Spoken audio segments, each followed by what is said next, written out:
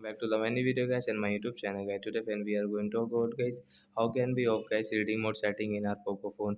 Friends, you want to off guys your reading mode setting in your Poco phone, so when you can off it. And friends, now let's see how can we off reading mode setting guys. So before starting video, can first of all go and subscribe the channel guys, click the bell icon and like the video. So we will on phone setting and guys scroll it, and friends you can see guys your screen color is different.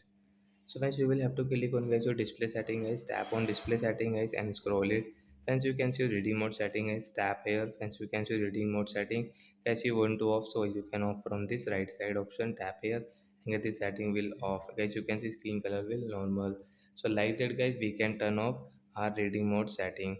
So that's it guys, thanks for watching the video guys. We will meet on next video guys with new topic. Before going guys, please go and like the video, subscribe the channel. Bye bye friends.